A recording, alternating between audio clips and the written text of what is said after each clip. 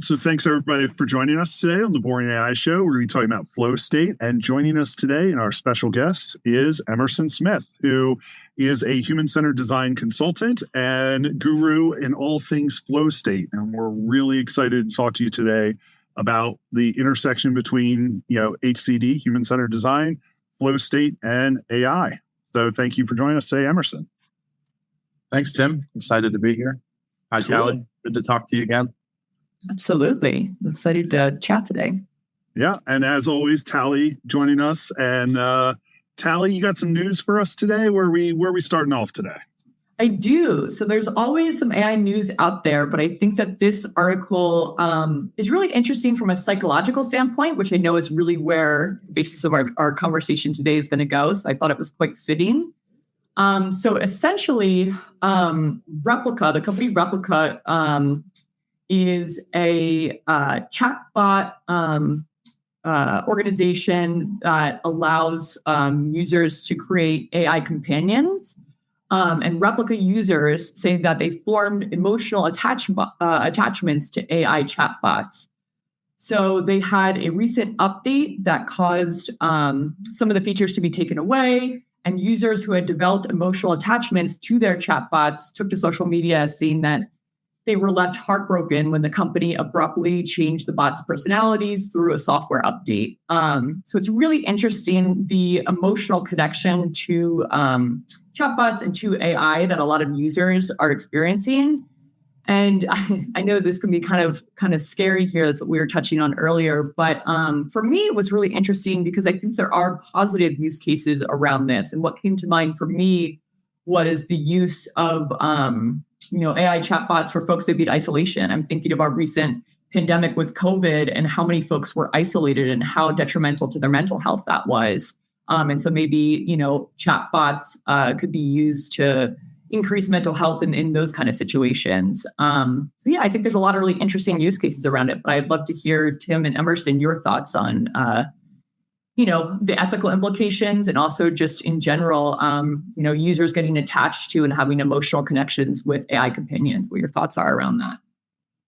Emerson, you want to kick us off? Sure. So my first take on the article, I guess, was right in the title of it. I don't think I was surprised to learn that, people can form emotional attachments to AI.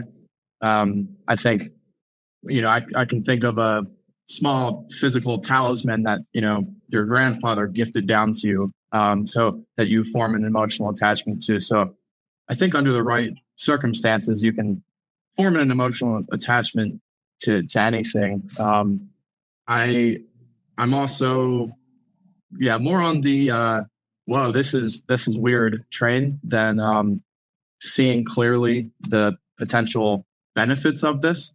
I think the kind of the marketing and the direction of it might have to be scrubbed up a little bit if they were truly trying to, help people that, an AI relationship is their best bet for their mental health.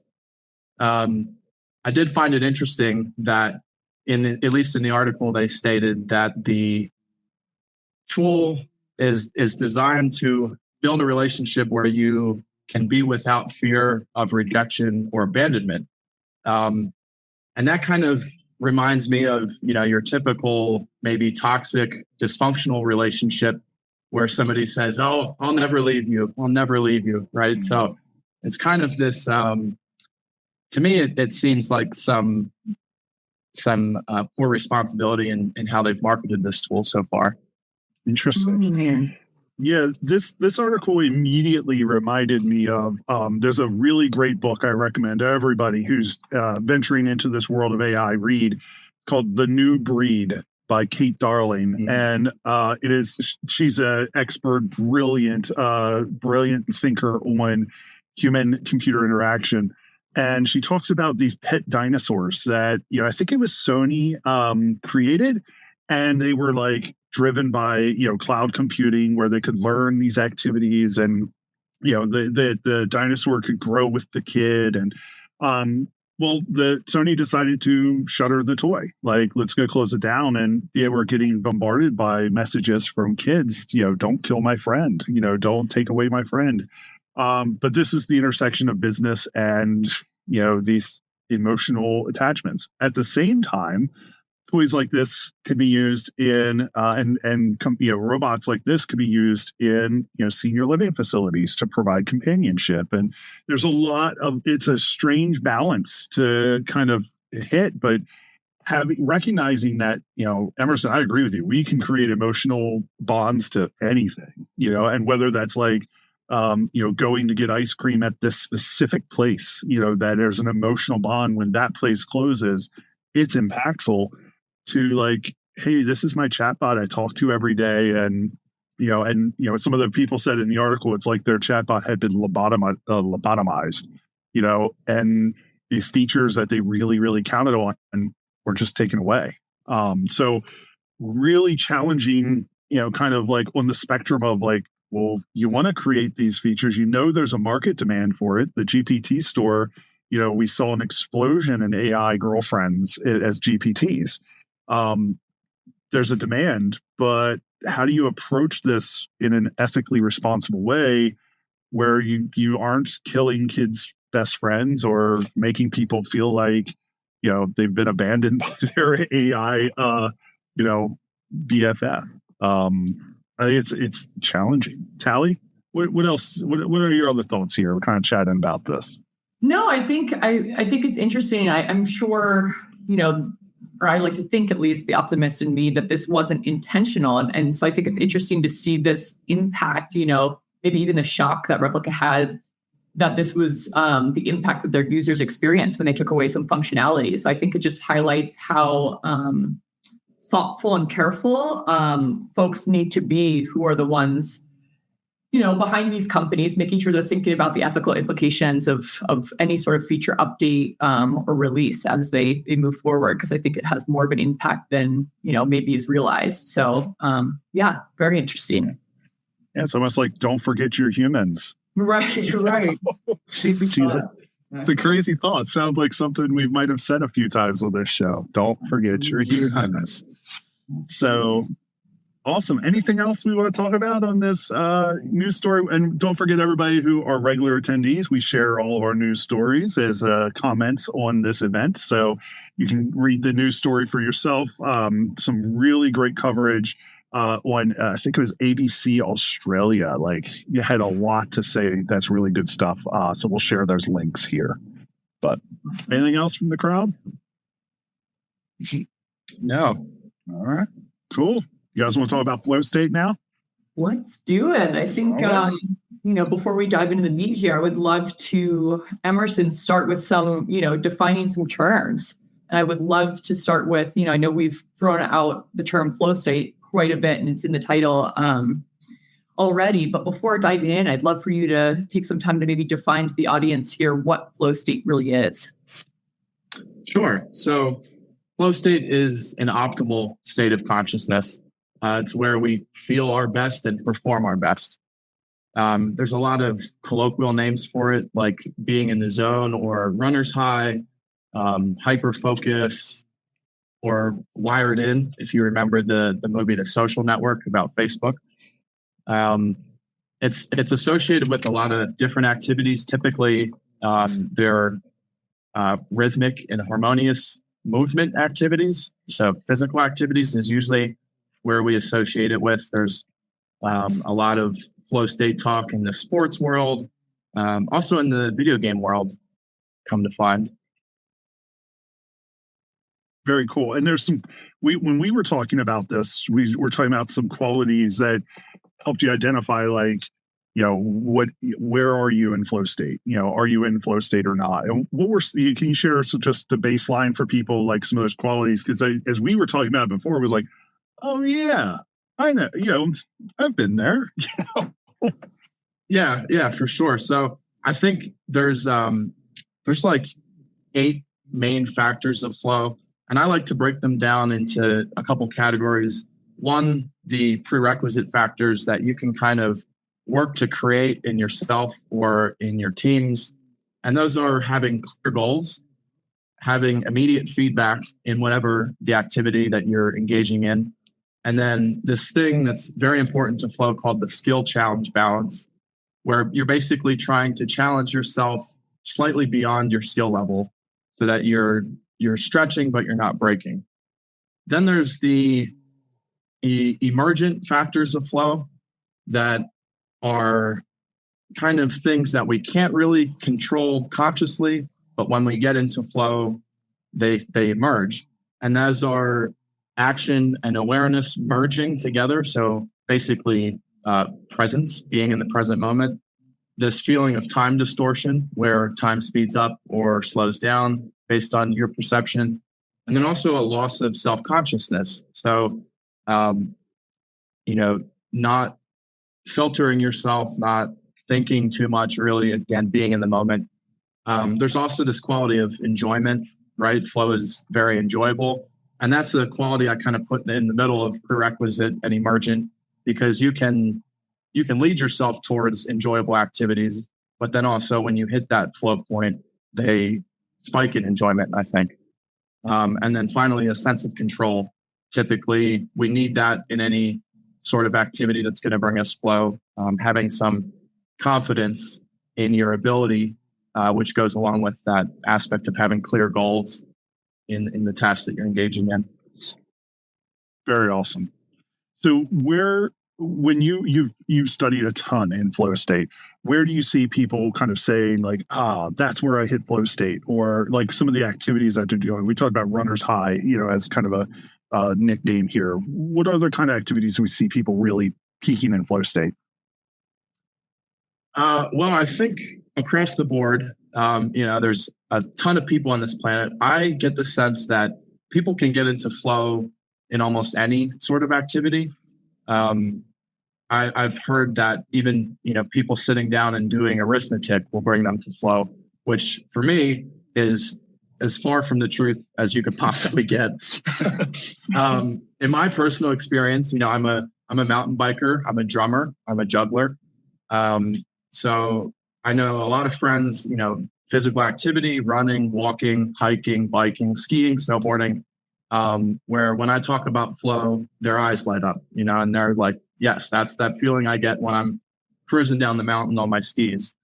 Then there's also, I think, in my personal zone, my friends, kind of the performance side of it.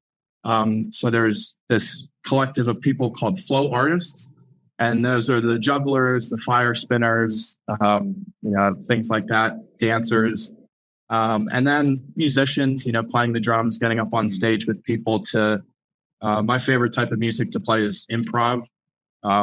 So, those people in that circle are also familiar with the state, I think. Very cool. Yeah. Tally, I know we were talking about with you with, the pottery and painting. Yeah, no, I was just going to say absolutely. I don't know. There's very few forms of art that I've yet to find that I can't get in. I don't know. I just love, for me, it's like the active, it almost feels like a play for me. Like it's not about the outcome. It's just about the process. I also really love yoga because I find myself getting lost in that as well. And yoga is really fun because Emerson's point, you can keep pushing yourself to the edge of your ability and then get stronger with different positions. So yeah, those two definitely come to mind for me. What about you, Tim? Yeah. Man. So from as anyone knows me, I'm not like, let's go exercise. Like, I should probably be more like that. But, back in the day when I'd be teaching karate and, back when I did exercise a lot more, funny, it was before I had kids. No commentary on that. But, there was often in martial arts, you're in a flow state, but also now for me, it is, pastels, charcoal. I like to draw in those mediums, but also I would say my writing, when I'm doing fiction writing, it is I can slip right into it. I can see that. And then coding, like with software development, like there are times when you're just on a tear and you're going and man, it's like, oh crap, I need to eat lunch or I need to oh, it's dinner time, or, oh, hey, the kids are home from school now. Like, I just thought I started. So, when I think about software development specifically, I feel like that's areas where that I've slipped into a flow state the most often. So I would say for me, that's that. And I think when we talk about AI assistance, we'll get further into that. But before we go into the world of AI, Emerson, why don't you talk a little bit about human-centered design? Like, because I think that will help us connect some more dots about, how this whole flow and human-centered design and AI all fit together. Can you take us through that? Yeah, sure. So human-centered design is an approach to problem solving. It's used in all kinds of different frameworks, engineering, management, and it focuses on bringing the human perspective into all steps of the problem solving process. And so I think what that results in often are, brainstorming workshops, design workshops, where you have a really diverse and representative group of individuals in the same room that might not know each other. They might not have the same technical proficiency regarding the problem that they're trying to solve. And so one of those emergent factors of flow is this loss of self-consciousness where your ideas flow out. It's important to mention also that your creativity has been shown to spike massively when you're in flow.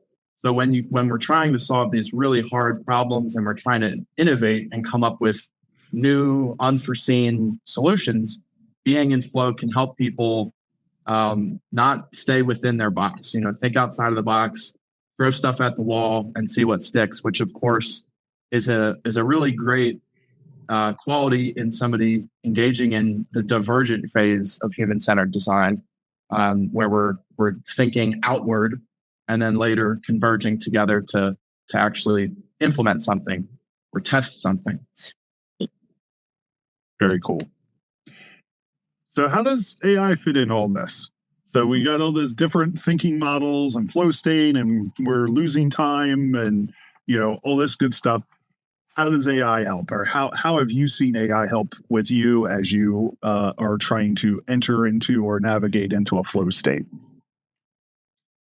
Well, I think the first thing that comes to mind has to do with employee engagement, kind of the world that you guys have talked to me about, getting employees working with AI and, feeling okay about it.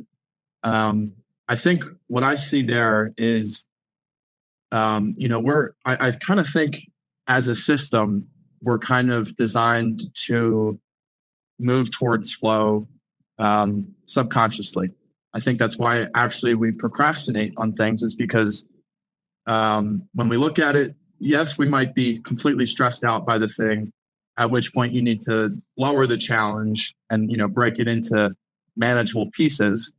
But also a lot of the times we're just bored by something. And that's why we procrastinate, to amplify the challenge so that when we actually go to sit down and do it, we're actually in flow. So I think of flow as this thing that we all are just naturally wanting to move towards at different levels.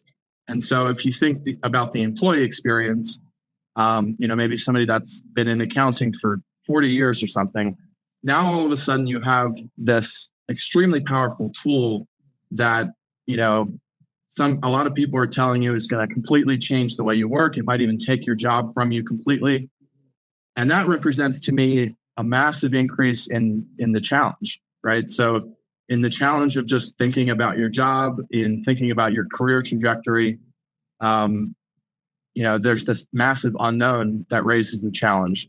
So I like to approach that by thinking of ways to lower that challenge again, or make the thing enjoyable or interesting, instill some curiosity and exploration and things to lower that challenge down, to bring people back in flow where they can kind of truly experience, what AI might actually do for their job, their role.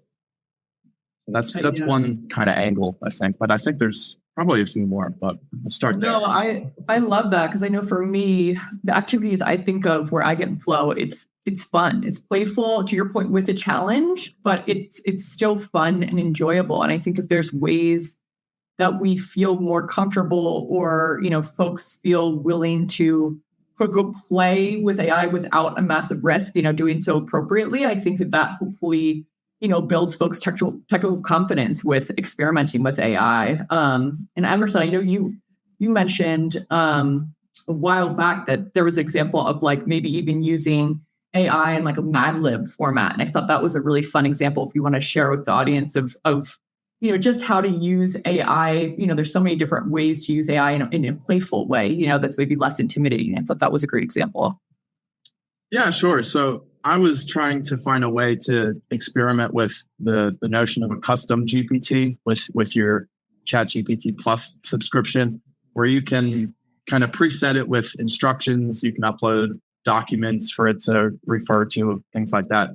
And so I just wrote out sort of a workflow instruction diagram that kind of walked through how the GPT should interact with a facilitator, somebody that's facilitating a design workshop, or really just needs a warm-up exercise to kind of get people into flow, having fun, opening up.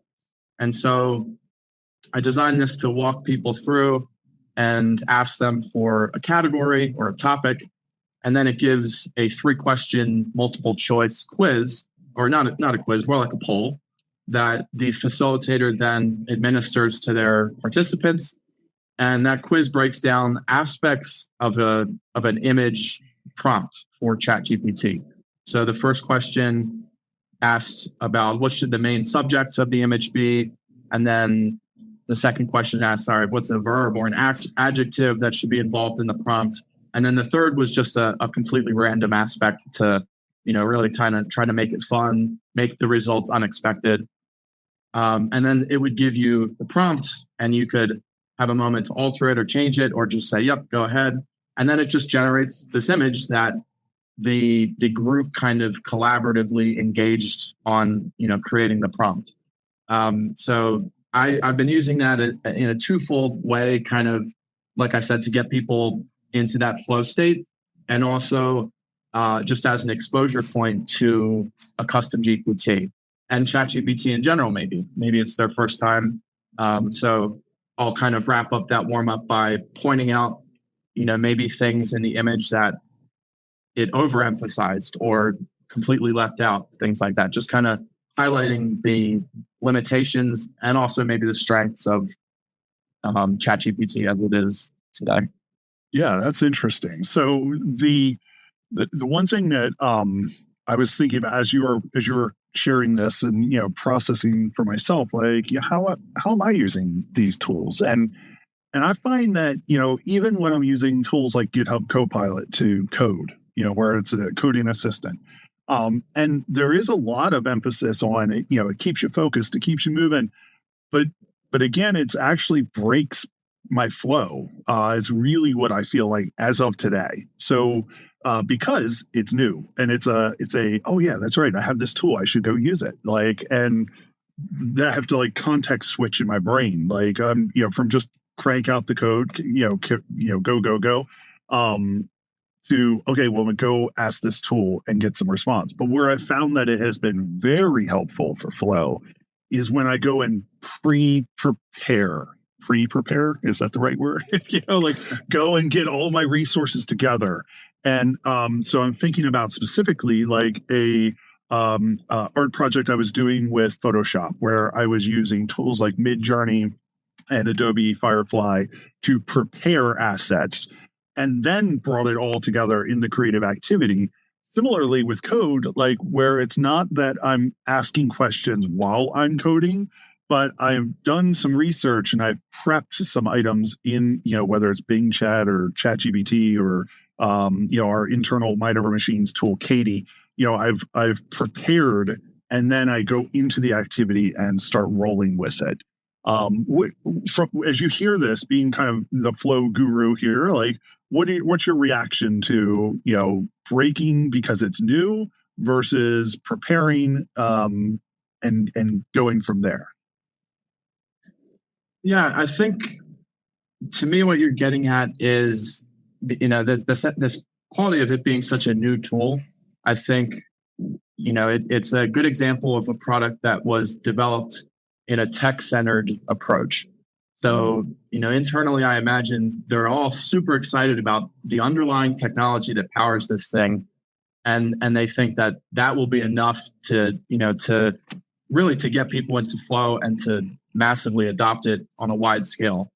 I think if you were to take a human-centered approach, and I'm specifically talking about ChatGPT because that's the tool I have the most experience with. A human-centered approach to the design of that interface and that user experience, I think, could pull from the qualities of flow, for instance. So on ChatGPT, at least, you don't have a whole lot of control as to, what the tone of the response is or how long it is or any of those things, unless you already know that you have to explicitly state it in your text prompt. But to give users more control over that, which is control and user freedom is one of the core tenets of, kind of usability heuristics. That control and freedom to me relates to the aspect of flow state where you have clear goals and you have this level of confidence in your ability to accomplish those goals, even if it's slightly above your skill level. So that's kind of presents you with this very ambiguous experience that, like you said, I think can pull you out of flow. I hope that answers your question, Tim. No, it does, but it raises actually a question, Tally.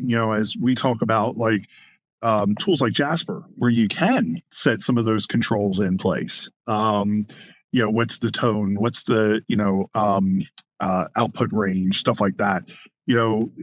Tally, and I know you're a big Jasper fan, big Jasper user. How are you using Jasper as you're kind of in flow state and as you're going from there? Do you pre-use it? Do you use it during the activity? Just curious.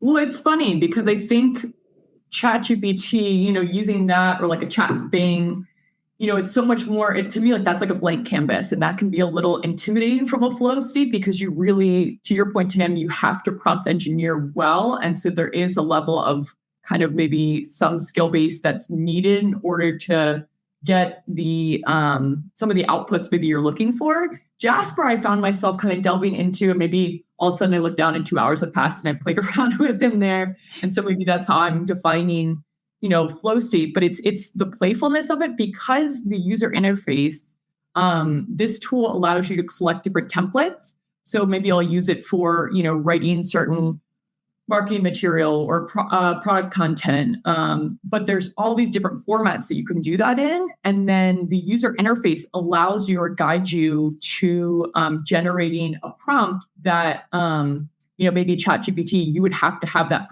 prior knowledge and research beforehand. With Jasper, you could really experiment on the fly. So you could say, different types of tones, whereas maybe in ChatGPT, I wouldn't even think to put the tone of the response. To Emerson's point, am I looking for a certain tone?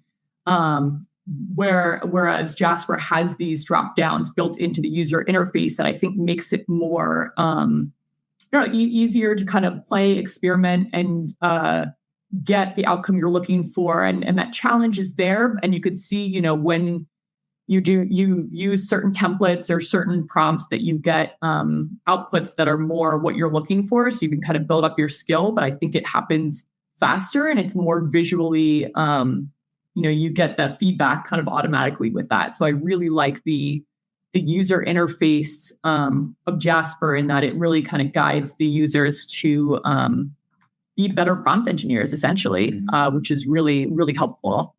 So that's what I was thinking of when you guys were chatting about that. Yeah. So side note, we don't sell Jasper. It's not, No. we're just fans. So, just to kind of disclaimer on that.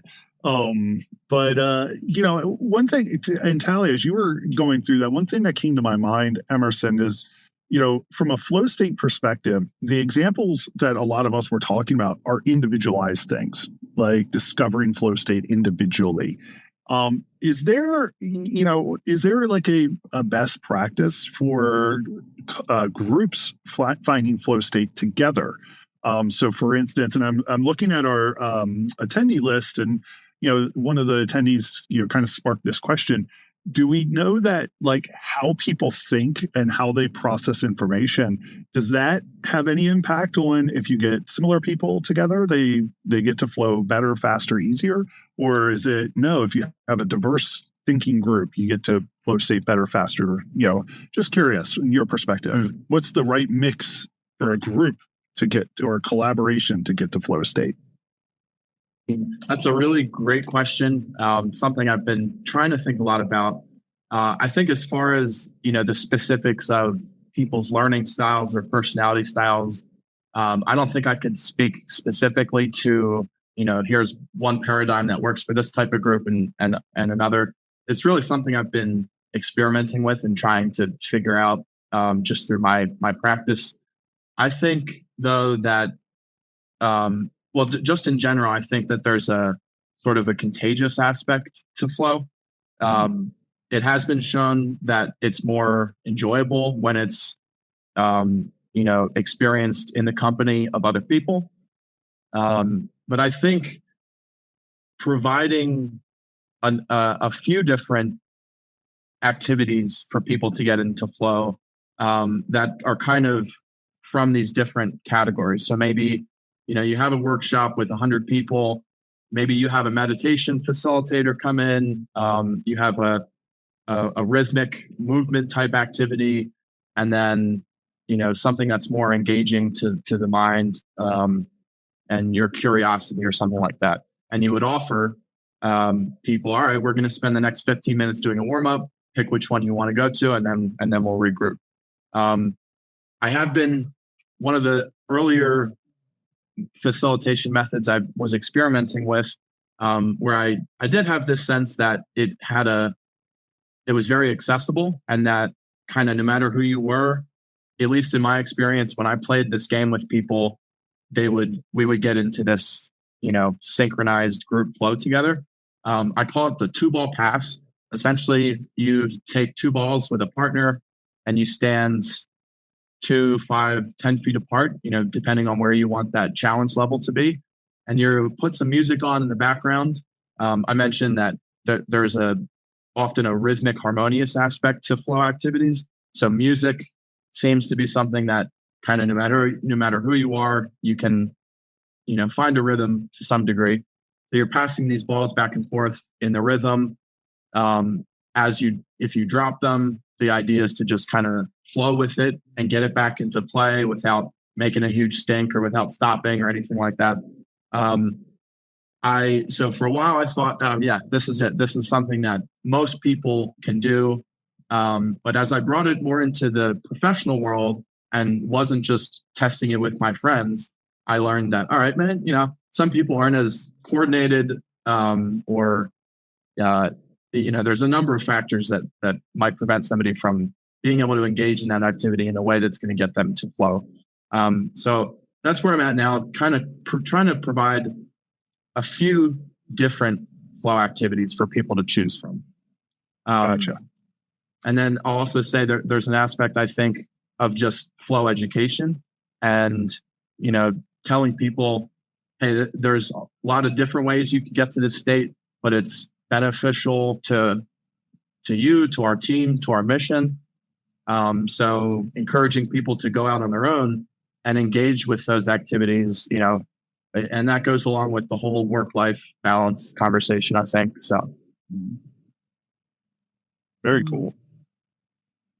Yeah, no, it's really interesting. And honestly, on that note, to your point, I don't know, I have some hypotheses, but I don't know necessarily about different types of personalities that would work well. But I would imagine, or at least, I would imagine that in order to get a good flow state or be in that zone of play, there needs to be a sense of safety. And so I wonder if like roles in a brainstorming session make a difference. So like if you have somebody from a senior leadership team who maybe is going to shoot down certain ideas, people will be less likely to, brainstorm or collaborate in that space. So maybe I'd be curious how, different roles or certain types of personalities might contribute to a loss of flow state in that sense. So that would be kind of interesting. Again, I don't know how much data there is on that. That's just kind of what comes to mind for me. And I know, Tim, one of the exercises we've used in the past is Lego serious play. And I think that's a great example of, again, just trying to get people out of a certain mindset and get into more of a playful, different kind of way of thinking. I definitely see that that aspect of safety being important, I think, in professional environments.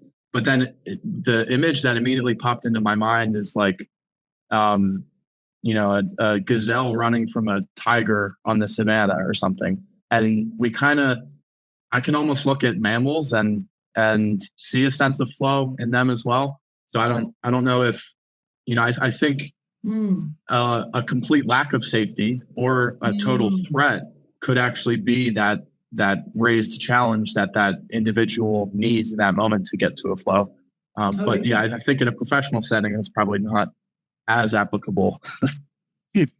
Well, as we think about AI's perception by the by workforce and managers of, is this going to take my job? And this is where a lot of times, we hear managers dismiss the idea of AI taking their job, and it's kind of like, well, don't be so comfortable in that, because a lot of management tasks, there is a component where AI and reasoning-based AI systems, decision-based AI systems can significantly perform some of these tasks. Now, do we want AI to perform these tasks? That's a different question. So, when I was kind of in the same boat with Tally, and maybe it's just from our discussions of like using AI to get into a flow state would require a level of comfort and safety by the person to say, no, this is not a threat to me. I've got this. Mm-hmm. But now I'm kind of scratching my head of like, and looking back at some past experiences where we have worked with team members who did feel threatened by the AI system and never really saw what value they were bringing to their work until the AI system showed up. And then all of a sudden they could articulate, well, here's the value I bring on top of this, which then created a much better experience for themselves. Now, I'm not saying, that we should terrify people into self-actualization. That's not where I'm going here. But what I am saying is this is interesting and challenging some of my held, thoughts of like, no, that like safety is where you'll get the best flow. So interesting. Right. Very cool. And I guess on that note, I know there is a perception of AI taking over jobs, and I think there are certain tasks that AI is great for, and certain tasks that aren't. That they're never going to fully replace, who we are as humans, ideally. And so I would be curious, Emerson, what are some of your thoughts on, how have you used AI in a way that's been, maybe advantageous to you professionally, that could increase the employee experience rather than maybe replace, some of the key humanistic values? Well, one example, my latest example, maybe less than an hour ago, Tim mentioned a book, The New Breed, that I hadn't heard of. So I went to ChatGPT and I said, summarize this book for me real quick. And as we were talking, I just read a few bullets on what that book was about. And so I think in that sense, Tim mentions a book I've never heard. My challenge goes up a little bit. I go to ChatGPT. I quickly learn a little bit about it. My skill rises to meet that challenge, and I continue on in that flow state. So that's an example that literally just happened. Love that. Excellent. Yeah. So with that, I would also say, we talked earlier about, AI disrupting flow state. Is there from a best practice perspective, Emerson, like how do you see it extrapolate out in the future? Where do you think that we're going to be going with AI and productivity tools to help us get into flow state better, faster, easier? Do you see this as like, is it a technology challenge or is it a humans learning how to interact with these tools challenge? Or, and it's not black or white. It's going to be a hybrid of both. But what are your thoughts? Yeah, I was going to say, well, it's probably both, but something that I've been imagining lately is, take any of these productivity apps where, you're entering some kind of data, whether it's, a daily journal on your routine that you're trying to follow or goals that you're trying to hit. I imagine a system where an AI could take that input and then refer it against, a database of scientific information on flow state, something that's kind of designed to, be a check and balance for what you're inputting into the system. And then it could customize, actions or activities that you specifically could do, given what you've told it, to kind of manage your flow a little bit. But I think there's a ton of possibilities that I haven't thought of yet. So I'm excited to see, the future of kind of that intersection for me, like, the wellness, productivity sort of tech space, mixed with AI. Yeah. Very cool. Well, Tally, I think we're at time for wins. What do you say? Let's do it. Yeah, let's delve in. Right. Emerson, do you want to kick us off with what's your win this week? Sure. Yeah, I'll share a win. So I recently joined an affiliate marketing program for a product called Brain FM. And Brain FM is designed to, it delivers scientifically backed music for flow, for focus. And it just so happens, it turns out to be very similar to the type of music that I've been listening to for over a decade that I just felt, was good for my flow. So I'm very excited about that. That's awesome. Is it like death metal? Yeah. Very like high pitched frequencies. Yes. No, that's awesome. I've heard of Brain FM. I've heard other people talking about it, but I haven't checked it out. So I'll check that out. It's interesting. My brother and I talk a lot about music in writing. He is you talk about somebody who gets in flow state with arithmetic. That's him. So music is a very big component of that for us. So he's big into lo-fi. So for getting into that flow state. So interesting. That's pretty much the genre that it sticks around, is that lo-fi kind of takes out the distraction of overly complicated melodies and rhythms and vocals and all that stuff. Very cool. Very cool. Tally, what do you got for a win? Very cool. I got to add that to my playlist.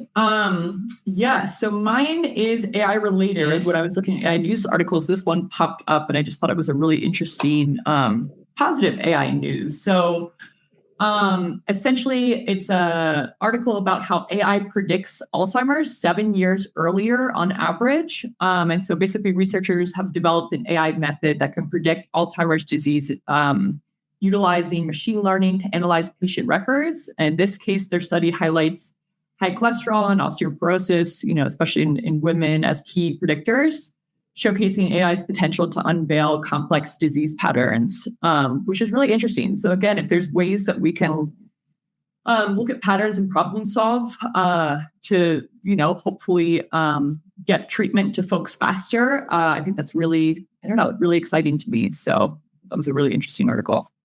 Very cool. Very cool. I think it's interesting for me because Alzheimer's seems to be a target with AI. There's a lot of research going on around Alzheimer's with AI.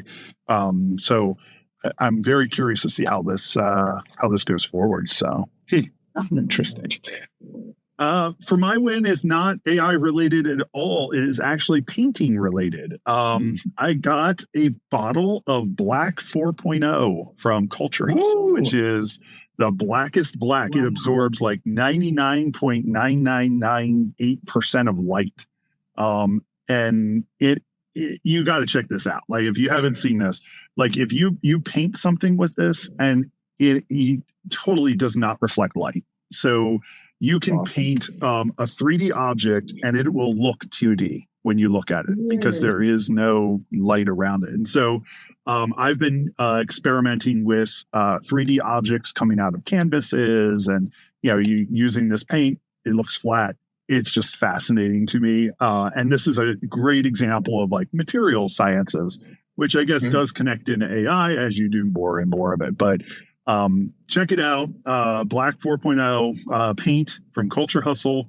Again, I don't sell Culture Hustle paint as a disclaimer, but it is amazing to see what people are doing with this stuff. So not exactly AI related, but sounds definitely related to your personal flow, your creative flow. Yes. And this is where, so my daughter, also an artist, that, her and I working on projects together. And it's pretty cool stuff. But you do have to keep like, these are the nice paints, and these are the paints that just anyone can use whenever. This splatter paint. This is not, my son, who is a big finger painting fan, this is not for finger painting. So it's good stuff. But all right. We put it on the top shelf. So Emerson, thank you for joining us today on the Boring AI Show. This has been really awesome. If people want to find you and follow up, where can they find you? Well, it looks like you're probably directly linked to my LinkedIn account, or you can go to my website, emersoncsmith.com. Awesome. Thanks for having me, Tim and Tally. Yeah, thank you for being with us today. Tally, thank you as always. Of course. This is a great show. All right. And we will catch up with everybody. Links, comments, all that good stuff. They'll be posted. Tally always wraps that up for us here. And then in 2 weeks, Tally, what are we planning for 2 weeks from now? 2 weeks from now, we will have our very own Justin on, one of our very own Mind of Machines folks. We will be talking about AI and a citizen developer. Very cool. All right. We'll see everybody then. Thanks for joining us today. Awesome. Thank you. Thanks, guys. Bye.